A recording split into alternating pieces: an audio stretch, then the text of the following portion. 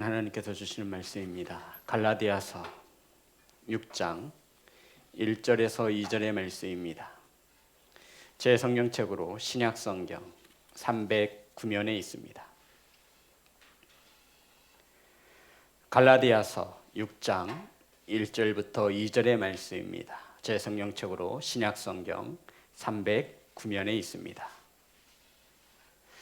다 찾으셔서 한 목소리로 합독하여 올리겠습니다. 시작. 형제들아, 사람이 만일 무슨 범죄한 일이 드러나거든 신령한 너희는 온유한 심령으로 그러한 자를 바로잡고 너 자신을 살펴보아 너도 시험을 받을까 두려워하라.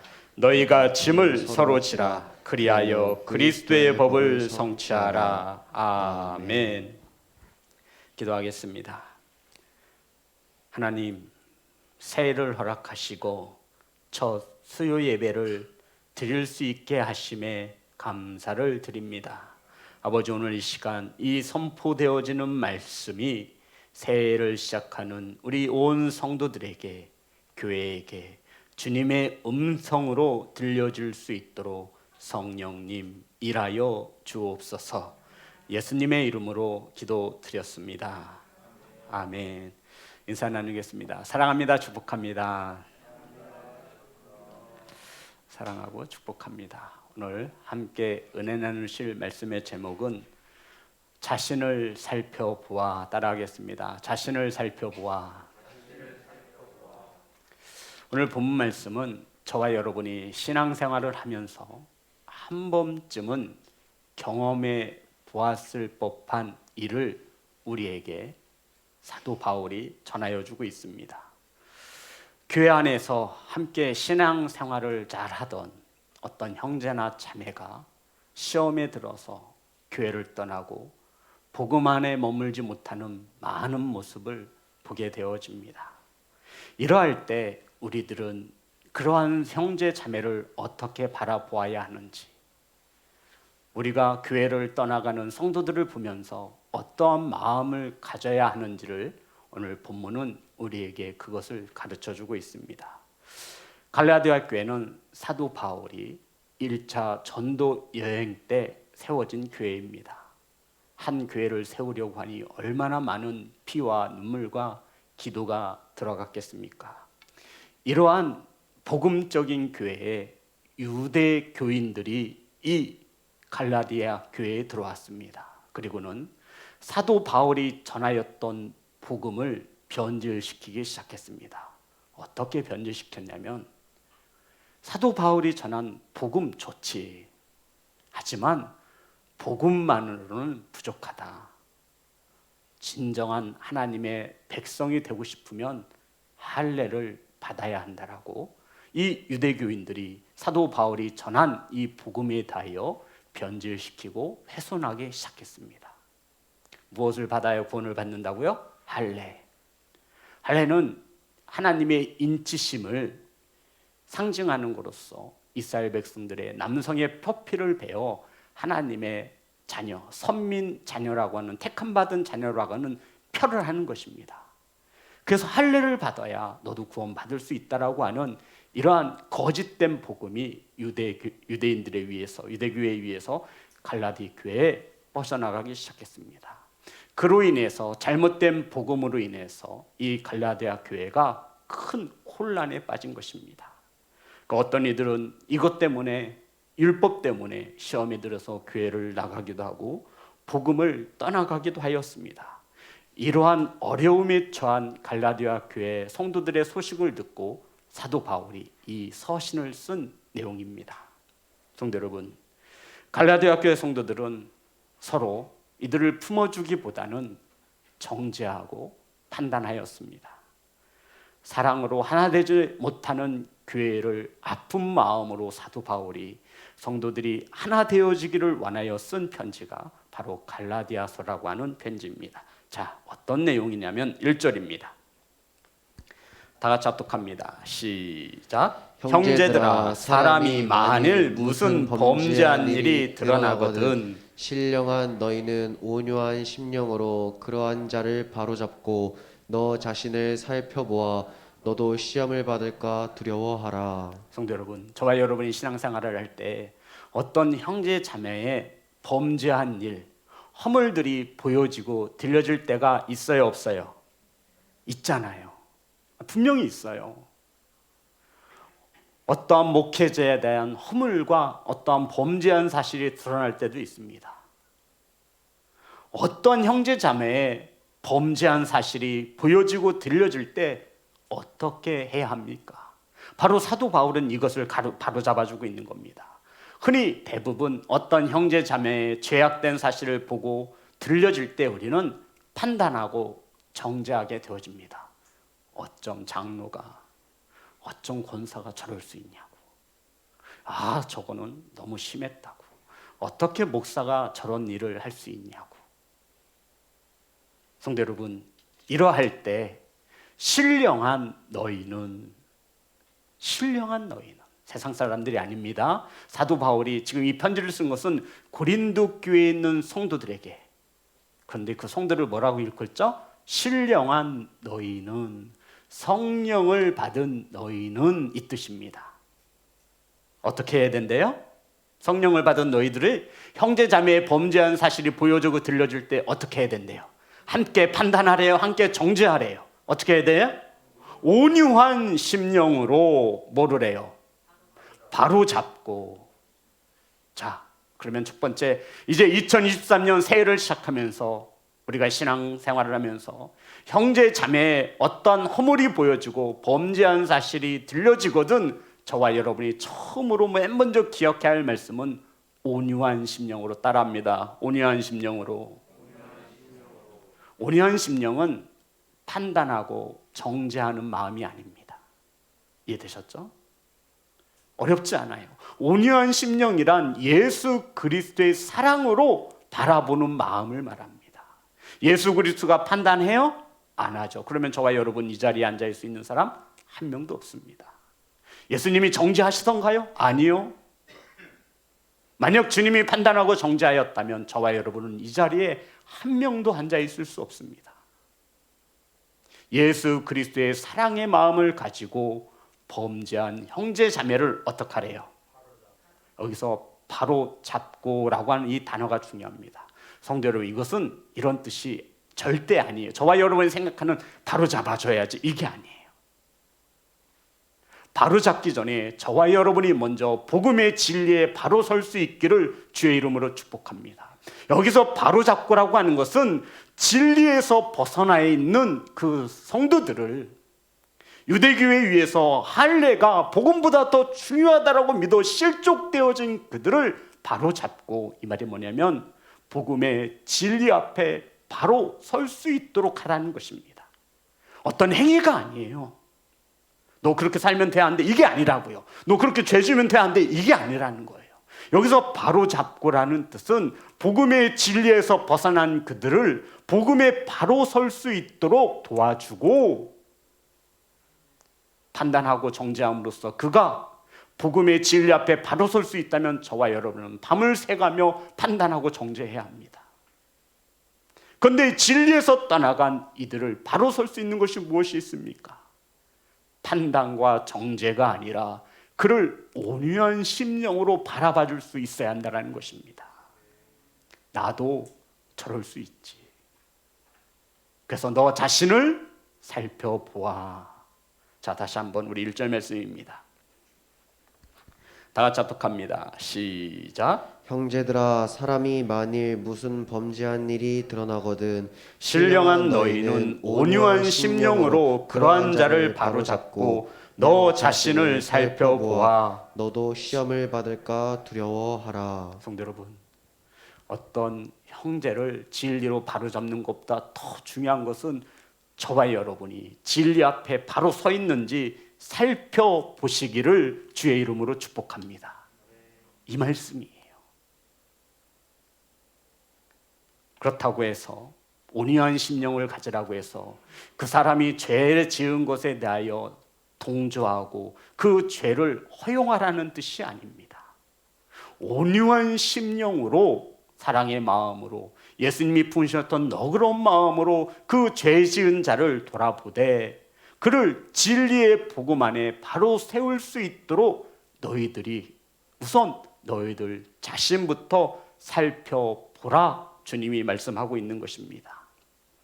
2024년 새해에는 우리 주변에 주저앉아 있는 성도가 있을 때, 혹 시험에 받아 혹 상처를 입어 주저앉아 있는 성도가 있을 때, 저와 여러분은 온유한 심령으로 그가 복음에 바로 설 수 있도록 도우시기를 주의 이름으로 축복합니다.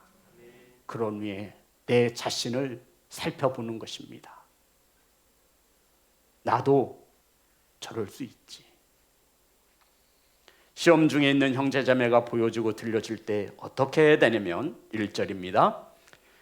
형제들아, 사람이 만일 무슨 범죄한 일이 드러나거든 신령한 너희는 온유한 심령으로 그러한 자를 바로잡고 자신을 살펴보아, 너 자신을 살펴보아 너도 시험을 받을까 두려워하라. 아멘.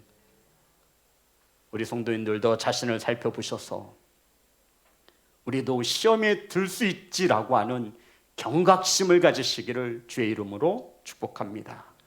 나도 죄를 저렇게 지을 수밖에 없는 연약한 존재구나. 나도 시험에 들지 않기 위해서, 진리의 복음 앞에서 떨어지지 않기 위해서 더 기도해야지, 더 말씀을 사모해야지, 더 성령님과 동행해야지. 이렇게 자신을 어떻게 하래요? 살펴보라는 것입니다. 그런데 여기서 살피라고 하는 단어는 도키마주라고 하는데, 이것은 어떤 단어에서 유래가 되어졌냐면, 성도 여러분, 금을 우리가 18K, 24K 순금이라고 말하잖아요. 이 금이 어디에 들어갔다 나와야만 더 깨끗한 금이 되죠? 불이에요. 용광로 불. 너 자신을 살필 때에는 그와 같은 뜨거운 불로서 금을 연단하듯 내 자신을 살펴보라는 것입니다. 어떤 뜻이에요? 여지를 두지 말라는 거예요. 우리는 우리 자신에게 너무나 너그러워요. 이번 한 번은 괜찮아. 이번 한 번은 하나님도 다 이해하실 거예요. 그럼 우리 하나님이 어떤 하나님이신데, 사랑의 하나님이신데, 내 형편과 사정을 다 아신다고 하셨는데, 이번만큼은 괜찮겠지.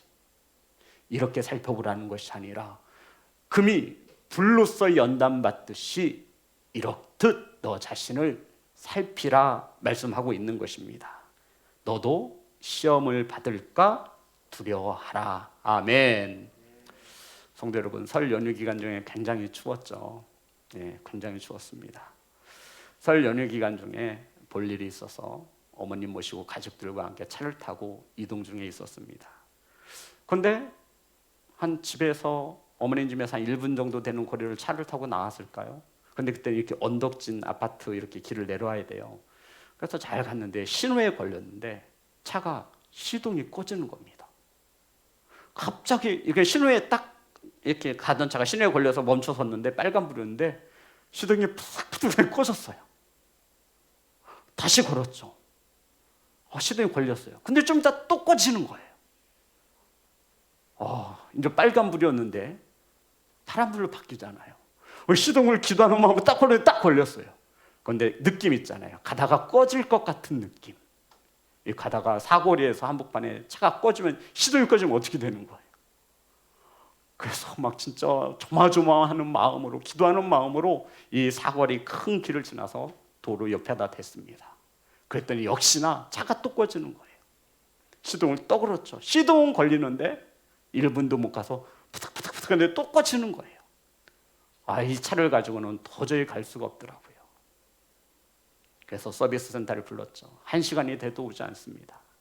그래서 어머님과 사모하는 택시를 타고 집으로 돌려보내고 저 혼자 그 차 안에서 서비스를 기다렸어요. 그런데 1시간이 돼도 안 와요. 오늘 차가 방전이 되어서 산타를 불렀는데 4시간 만에 왔어요. 아까 예배 시작 전에 온 거예요. 그래서 어찌해서 차를 다시 가지고 저녁이 되기 전에 빨리 올라가야겠다. 날씨가 따뜻할 때 조금이라도. 그래서 점심 때 차를 가지고 조심스럽게 끌고 왔습니다. 그런데 차를 가지고 이 교회로 오는 도중에 길이 잘 막히지 않고 아주 차가 잘 다녔는데 이 빠져나올 때쯤 되니까 차가 정체가 되기 시작하는 거예요. 걱정됐죠. 내 차 또 한번 여기서 시동 꺼지면 큰일 나는데. 카센터 문 연 곳도 없어요. 차가 왜 이렇게 정체가 되지 하고 쭉 가다 빠지고 하는데요. 그 차 한 대가 시동이 꺼져서 그 앞을 가로막고 있는 겁니다. 다른 때 같으면 제가 좀 짜증이 났을 거예요. 아니, 이런 날 차를 시동 걸려서 이렇게 차를 밀리게 하나. 근데 그때는 짜증이 나는 것이 아니라 뭐가 돼요? 걱정이 되더라고요. 왜요? 내가 한번 겪어보니까 이게 이 추운 날씨 이게 장난이 아닌 거예요. 사모는 집에 와서조차 그 걱정을 하는 거예요. 그 사람 어떻게 됐을까?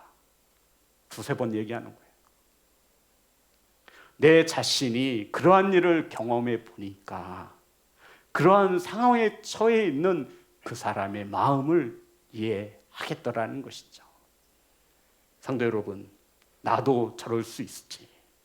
우리는 똑같이 그 성도의 아픔과 함께 어떤 죄 지은 것에 대하여 판단하고 정죄할 것이 아니라 너그러운 마음으로, 온유한 마음으로 그 사람을 복음에 세울 수 있기를 주의 이름으로 축복합니다. 성도 여러분, 어떤 집사님이 죄로 인해서 상처로 인해서 시험으로 넘어졌다면 우리는 이것을 정죄와 판단의 기회로 삼는 것이 아니라 우리를 돌아볼 수 있는, 살펴볼 수 있는 기회로 삼으시기를 주의 이름으로 축복합니다. 거기에는 금이 불에 갔다 나오는 것 같은 아주 뜨거운, 아주 매서운 시각으로 내 자신을 살펴보라는 것입니다. 그러면 나도 저와 별반 다를 것이 없음을 알게 될 거라는 것이죠. 그러면서 2절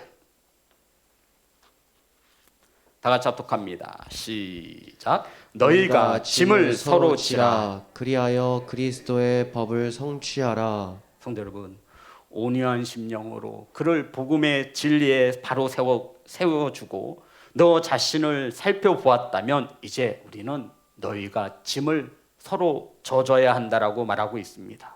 따라합니다. 짐을 서로 집시다. 이것이 그리스도의 법을 성취하는 것입니다. 성도님, 쉽죠? 예수님의 소원을 까짓거 우리가 들어줄 수 있지 않을까요? 이게 그리스도의 법입니다. 어려움 중에 담아에 주저앉아 있는 성도의 짐을 내가 들어주는 거예요. 이 십자가 드는 거 아니잖아요. 채찍에 맞는 것도 아니에요. 면류관을 쓰라고 하는 것도 아니에요. 그저 고통 중에, 시험 중에 넘어져 있는 자의 무거운 짐을 우리가 나누어 지는 것이 그리스도의 법을 성취하는 것이라 말씀하고 있습니다. 사랑하는 성도 여러분, 예수 그리스도의 법을 이루어 드리는 것은 힘들어하는 성도들의 그 짐을 우리가 조금씩 나누어 지는 것입니다. 성도 여러분, 예수 그리스도의 법이 무엇입니까? 정죄, 판단, 수근수근거림이 아니라 사랑인 것을 믿으시기를 주의 이름으로 축복합니다. 성도 여러분, 연약한 성도를, 아픔 중에 있는 성도를 판단하지 말고 그 상처가 무엇인지를 먼저 살핀 후에 말씀 앞에 바로 설 수 있도록 도우시는 시온성교회 성도가 되시기를 주의 이름으로 축복합니다. 그런 후에 내 자신도 살펴보아 나도 저럴 수밖에 없지. 나도 연약한 인간인걸. 그런 후에 그 힘든 무거운 짐을 서로 나누어 지라는 것입니다. 성도 여러분, 여기서 서로 지라 나와 있나요? 단어가 지라? 지라. 이것은 예수 그리스도가 십자가를 짊어졌을 때의 지라는 단어로 쓰였습니다. 성도 여러분, 저를 보시기 바라요. 우리 무거운 거 들면 어떻게 해요? 힘들면 언제든지 내팽개칠 수 있잖아요. 그런데 주님께서 우리 연약한 우리를 위해 십자가를 지셨어요. 아멘. 내팽개치던가요? 아니라는 거예요. 아픔 중에 있는 그 형제 자매의 그 짐을 들어줄 때에는 그 짐을 놓지 말라라는 말씀입니다. 이게 지라는 뜻이에요. 지라는 거예요. 지라는 거. 이게 아니에요. 지래요. 지래. 예수님이 십자가를 지듯 어깨에다 지는 것을 말해요. 무겁지만 내려놓을 수 없는 거예요.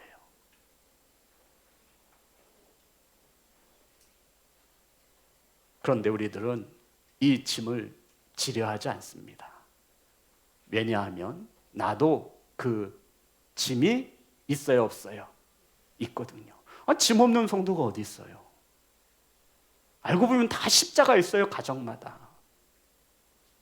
그런데 주님은 그리스도의 법이 무엇이냐면 고통 중에 있는 그 누군가의 무거운 짐을 조금씩 나누어 지라는 것입니다. 근데 저와 여러분이 지지 못하는 것은 나도 십자가가 있는데, 나도 짐이 있는데, 내 짐도 버거운데 저 다른 사람 형제 자매의 짐을 내가 어떻게 져? 외면하고 모른 채 한다라는 것입니다. 근데 주님은 지래요. 예수 그리스도가 연약한 저와 여러분을 위해 십자가를 지셨듯이 그 짐을 지라 말씀하고 있는 것입니다. 성도 여러분, 누군가를 섬기고 누군가를 배려할 여력이 없을 때 있어요. 분명히 있습니다. 왜냐하면 내가 너무나 힘든 상태에서 누군가를 돌아본다는 것은 쉽지 않습니다. 이것이 그리스도의 법입니다. 그러함에도 너희들은 서로 따라합니다. 서로. 자, 그럼 성도 여러분, 전사님이 무거운 짐이 있어서 주저앉으셨어요. 그러면 전사님의 짐을 제가 조금 더 짊어져야 돼요. 그러면 내가 가지고 있는 짐은요? 내려놓나요? 내려놓으면 그건 또 누군가에게 뭐가 되는 거예요?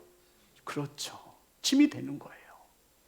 그리스도의 법이 무엇이냐면 내 같은 짐, 그것 가지고 또 아픔 중에 놓여진 그 형제의 짐을 짊어지라는 거예요.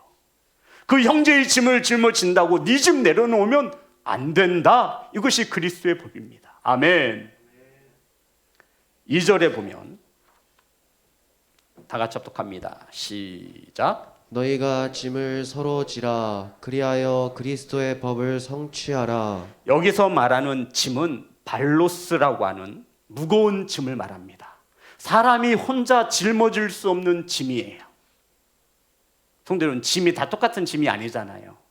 큰 짐도 있고 가벼운 짐도 있고 무거운 짐도 있고, 그죠? 작은 짐도 있고. 2절에서 말하는 이 짐은 발로스라고 하는 헬라어 원어가 쓰였는데 이것은 혼자 들 수 없는 무거운 짐을, 큰 짐을 말하는 것입니다. 그리고 5절에서 다 같이 합독합니다. 시작. 각각 자기의 짐을 질 것이라. 누구의 짐도 지래요? 자, 이해되셨죠? 내 짐도 있어요, 없어요? 있어요. 여기서 말하고 있는 이 짐은 프로치온이라는 단어인데 짐을 말합니다. 짐. 근데 이것은 누구나 한 손으로 들 수 있는 짐을 말하는 거예요. 똑같은 짐이지만 성경 원어를 따져보면 짐의 종류와 무게가 다름을 알 수 있다는 거죠. 저와 여러분의 짐은 내가 짓기에 가벼울 수밖에 없어요. 저와 여러분이 져야 하는 짐입니다. 그래서 성경은 각각 서로 짐을 지라 말하고 있는 거예요. 내 짐도 지고 주저앉아 있는 형제의 무거운 짐도 나누어 짊어지라는 것입니다. 이것이 그리스도의 법. 이것을 성경은 뭐라고 말하냐면 요한복음 13장 34절의 말씀입니다.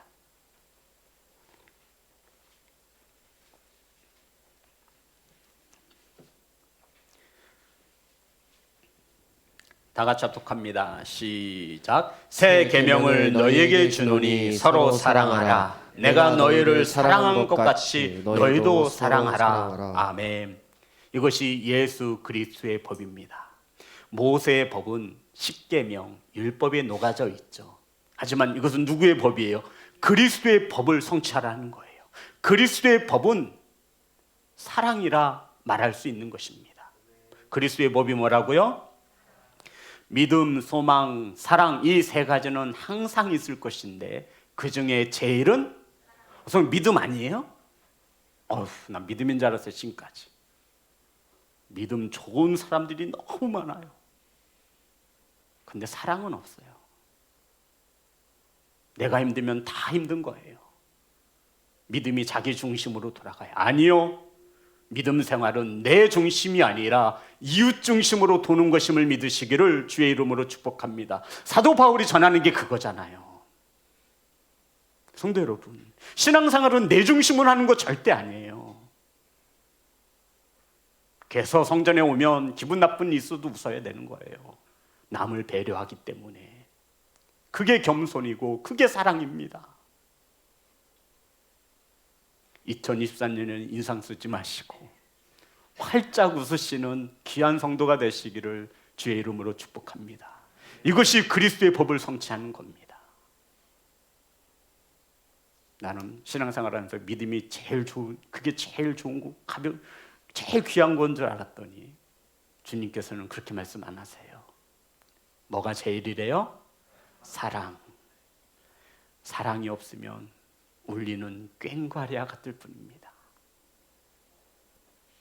성도 여러분, 무거운 짐은 저와 여러분이 서로 지시고 자신의 짐 또한 자신이 짊어져야 건강한 교회가 되어줄 수 있음을 믿으시기를 주의 이름으로 축복합니다.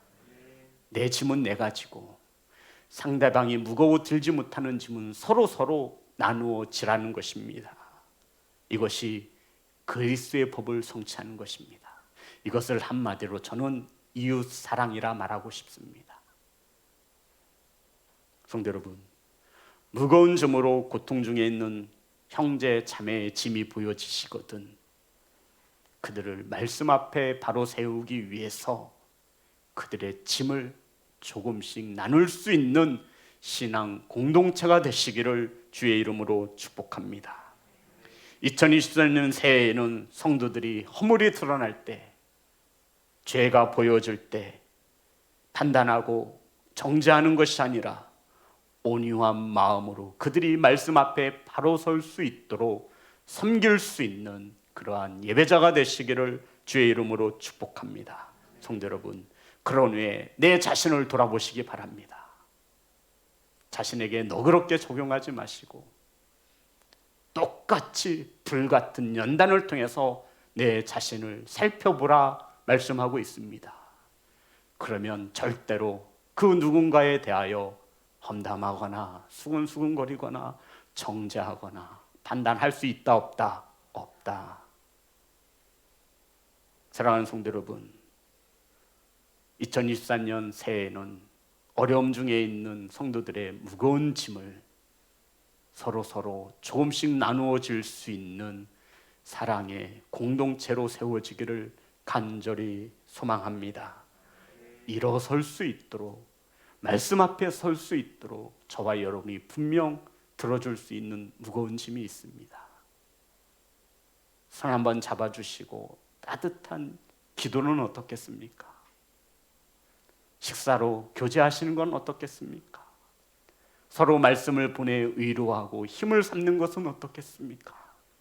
저와 여러분의 관심과 사랑이 아픔 중에 놓여진 성도들을 다시 진리 앞에 세울 수 있는 큰 사랑이 되심을 믿으시기를 주님의 이름으로 축복합니다. 찬양하겠습니다. 오직 주의 사랑에 매여